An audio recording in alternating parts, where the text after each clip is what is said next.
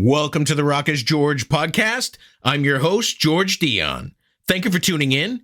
Be sure to hit like, follow, or subscribe on the platform that you're listening to us on. You can also check out my work at the loudest.com on the planet, knac.com, for exclusive hard rock and heavy metal interviews, live show coverage, album reviews, and more. My guest for episode 191 is guitarist Alex Blacksonic of the alternative rock act Blacksonic Pearls. Blacksonic Pearls released their debut album on February 23rd entitled Sonixomnia. It was released through Pavement Entertainment. And here's Alex Blacksonic to tell you more about it. If I knew absolutely nothing about Blacksonic Pearls, how would you describe the band's music to me? Old school, your favorite. I like that description. And I would say certainly if your favorite is 90s grunge into 2000 post-grunge, that's sort of where your sound falls for me personally. With the flavor of classic rock, with the flavor of alternative, even if you cannot hear it, we have it. We love it. We've grown up with the new metal era, so we mix of everything. But like now we gravitate more to classic rock. So yeah, but no one knows what's going to be on the next record. Fair enough. Blacksonic Pearls formed in 2020. How did everybody come together? We all from different parts of the globe, and we knew together from a different projects. So we just decided that we need the band. There's gonna be following all the traditions of the music we love. Like we all, for example, fans of CHRIS CORNELL. We have This Is the Main Line of the record. We paid tributes to him. A lot of influence from him, and we just wanted to play music that we would listen ourselves. And this is how it started, and we got right into first it was pandemic. Then because the part of the band have Russian passports, we got into the war, and like it was all possible obstacles on our way, but like here we are. And the result of your hard work up to this point is your latest album. I'm going to try not to butcher the title, Sonixomnia. It's out. Yeah. It's out now through Pavement Entertainment. Yes. This album is sort of a long time coming for you guys because of the pandemic and the war. I've seen songs as old as 2 years old from this album. Yeah, like all the normal bands firstly releasing the record, then they go in touring, playing festivals, going out somewhere. We did it absolutely different way. We released a couple of singles. We went to play in European festivals. We released a couple of more singles, went to play festivals again. And it's like people say, you have the eternity to release the first record, but you have very short time to release the second. So yeah, we were changing the producers. We were looking for the sound. And finally, we just compared all these different bright pieces together. And now, like, you have it, you can hear it, the old school record. Yeah. Does everybody write and contribute together, or is the singer the main lyricist? Is somebody the main musician? How's it work? Because like we going through the process and band forming inside through all of these years, it started everyone was doing his own stuff. For example, I play rhythm guitar. I was doing all the demos for vocals. I was doing lyrics. I was doing the main riff ideas. And then the guys, for example, the rest of the band were shaping their parts. Our frontman, because he's very skilled vocalist, he was pushing it through his own craft and giving his soul into the vocal lines. And in the end, everyone is contributing. It's a mix of like everyone's favorites and everyone put their piece of his soul.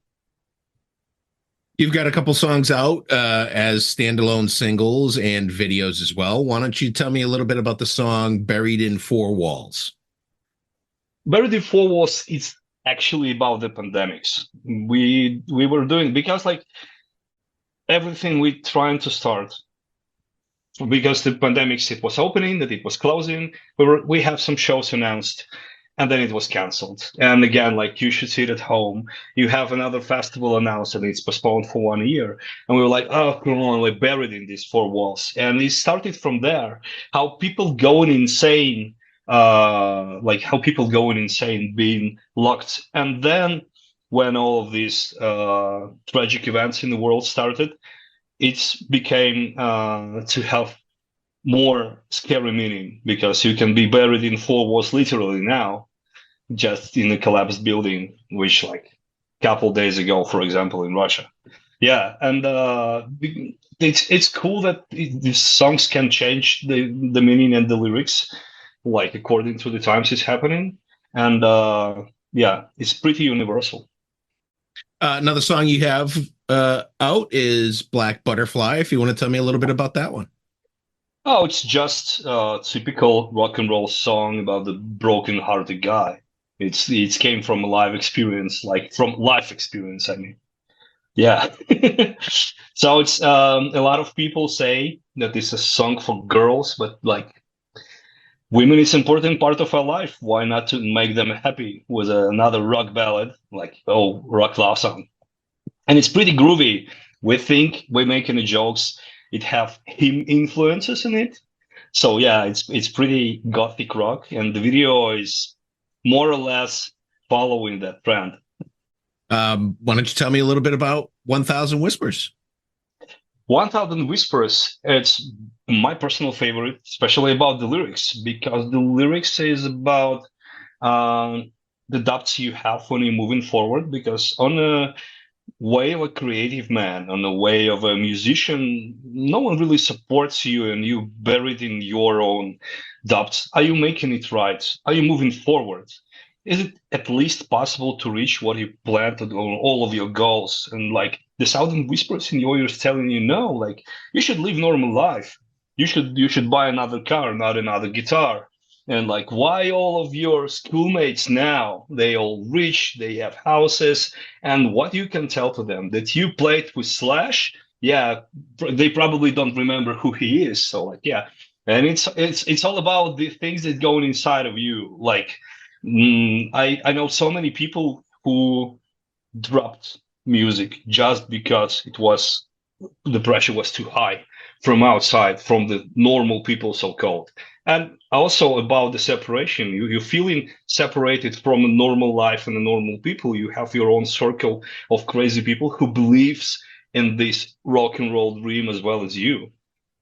So you mentioned the CHRIS Cornell being an important influence. You have this power ballad on the album called I Know Your Name that you dedicated to Chris. You also cover Cochise from Audio Slave. Fantastic version of that song, I think you guys did. So why don't you talk a little bit about obviously Chris inspired you to write I Know Your Name, but why he was such that influence that you felt you had to write a song in tribute to him? This song have a long story. Actually, we are not actual authors of this song. It's song written by a guy called Nathan Wesley. He's a YouTuber. He's playing a lot of covers on the grunge, so he have amazing voice. And I was his fan for a long time. And every time when I was sad, I was turning on not the original versions, but his versions, because his voice have this, like, natural sadness and soul inside of it. And when Chris died, and I found out this song, and all of sadness that I was living, like, through inside of me, just it was like the best, how to say it. So it's all shaped for me in that song. All of this feeling of loss of man you never met, but you love so much, and you felt like he's your friend, even if you did not met him in real life. And when we started to work on the record, we were thinking about some song which can, like, be in the middle, shape the form of the record, put big influence there. And we decided to do our version. We reached out to him. He said, "Yeah, okay, let's do this." We bought the rights for the song, and we did our own way. He it in the version just with acoustic guitar.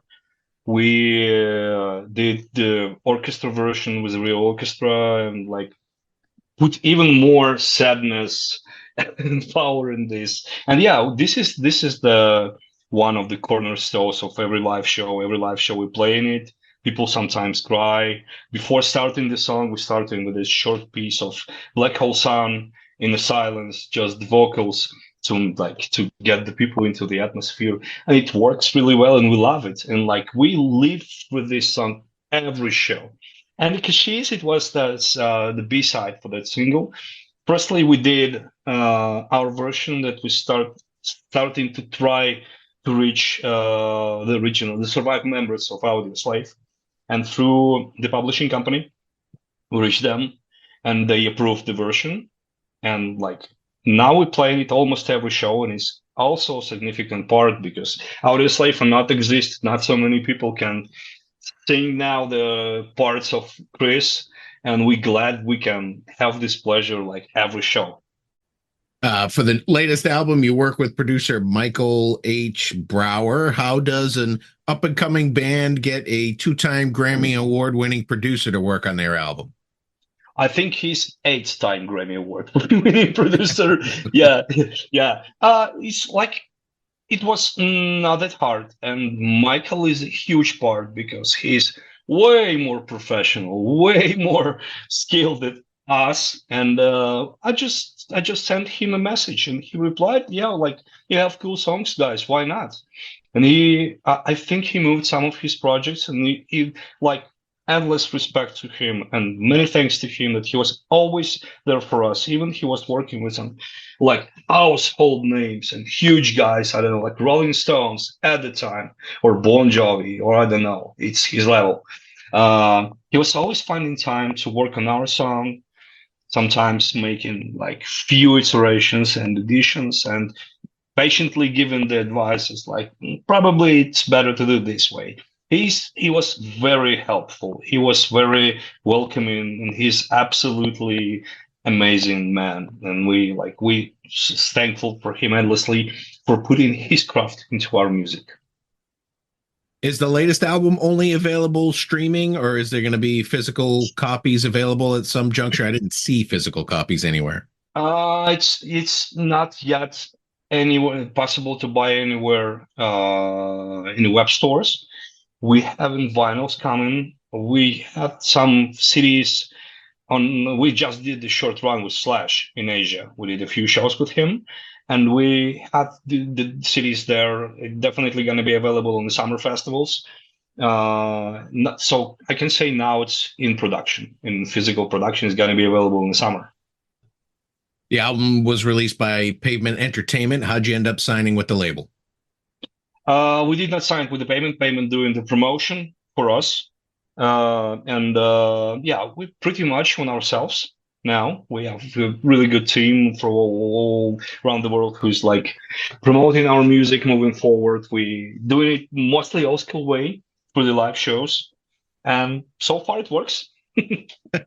You mentioned a couple times you guys were opening up for Slash and featuring MYLES Kennedy. You guys played some exotic locations, Taipei, Manila, Bangkok. You have some recaps of the shows on your YouTube page. Looks like it was a good time. How did it go from your perspective? It was absolutely amazing because like we played with a lot of bands in recent years, especially in the festivals. You can measure the guys. I know we played with Pantera, we played with Willy Wallow, we played with Judas Priest, like you name it, a lot of them. But none of these bands, maybe exception of Pantera, were so loved by us as it was Slash. When we got the confirmation, I don't know, 1st or 2nd of January, it was like, come on, guys, you will not believe it. We're going to play with Slash. And it was like, okay. And when we met the guys, firstly, Todd did very welcoming video for us, like, hey, guys, we'll see you there and blah, blah, blah. And when we met the guys, it was absolutely amazing. They did so much. They made it so much welcoming for us. We felt literally like a family, especially thanks to MYLES, who was every day, twice a show, just pouring the good words about us from stage. And we were like all of the time, we were like, Yes, MYLES Kennedy. Come on, it's MYLES Kennedy, one of the favorite vocalists of every one of us. Absolutely, every one of us. Yeah, and it literally felt like a dream. And we're still trying to get back to reality. We have some more runs. We're gonna play a couple of shows with Five Finger Death Punch. Looking forward to it. Yeah, it's gonna be the summer in Europe. Definitely gonna be more confirmations, more shows showing up. But like again, going back to Slash, everything we imagined, but way better. This all about these guys. They were super down to earth, super welcoming. We became, I hope, good friends, and we can't wait to play more shows with them. You mentioned that you got future shows in the works. You have this Metal Fest open air festival in the Czech Republic with Five Finger Death Punch, Ice Nine Kills. Are you planning to keep it on the festival circuit, or are you going to try to do some headlining kind of club shows along the way? We're definitely gonna do some headlining shows. We have a few offers for European shows in clubs in summer. The problem is we're still waiting for the confirmation for these huge shows, and because we're a small band, we at this point it's better to keep with the big artists just to have like more coverage, more audience. And yeah, the main target is FFDP, still waiting for the confirmations. And maybe between the shows, when we have the final schedule, we're definitely going to do some shows in Europe. And yeah, Metal Fest is really good place. It's almost feel like a family. We played in Czech Republic a couple of times already, and we have the audience there, and we have a really, really good time. Thanks to the promoters of the festival, and looking forward to play with Five Finger Death Punch again. One of the coolest bands out there now. I've seen your music videos. I've seen your live performances. Where's your bass player? He was at home for personal reasons, and because he have quite unique style of playing, and we are the old school fans of the drums and the bass should be in the package.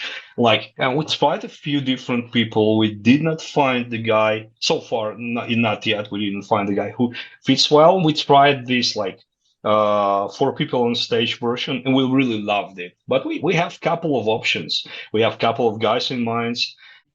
Later this year, we're definitely gonna try to negotiate with a few really, really good and big players out there. So yeah, I hope Jason Newsted is still available. I think he is. Yeah. Before I let you go, what are the origins of the band's name, Blacksonic Pearls? Okay. First of all, let's be clear. It's 3 words of typical grunge cliches. Like the black, the sonic, and the pearls. We were really looking, and I really love the name Sonic Highways, but it's the album of the Foo Fighters and also a trademark. Even through the years, all of the bands have the traditions to take the name of the songs from their favorite bands and make it to the name of the band. But this was registered, it was legally impossible. We were breaking our head thinking of it, and at some points, just these 3 words came to mind, and I thought, okay, this sounds really cool and really grungy. Why not? And the short version is BSP. It's super easy. Everyone calls it, hey, it's BSP guys coming. Yeah, and it's worth just a good rock name, even it's cliche. All of rock and roll is cliche. Don't worry about that. Oh yeah. Well, those are all the questions I have for you today, Alex. The new Blacksonic Pearls album, Sonixomnia, is out now. Is out now, self-released. Great album. I wish you the best of luck with your future touring and the success of the album. And I want to thank you for coming on the podcast today. Thank you for having me. Thank you so much. Once again, I want to thank Alex Blacksonic of Blacksonic Pearls for coming on the Rock is George podcast. Be sure to check out their latest album, Sonixomnia, out now through Pavement Entertainment. Head over to your favorite music streaming platform. Take a listen to the album. If you like what you hear, buy a physical copy. Support the artist. For all things Blacksonic Pearls, head over to their official Facebook page /Blacksonic Pearls. I also want to thank Barbara Papa George and Pavement Entertainment for making this interview possible. You've been great. I've been George Dionne. Discover your next favorite artist on the Rock is George podcast.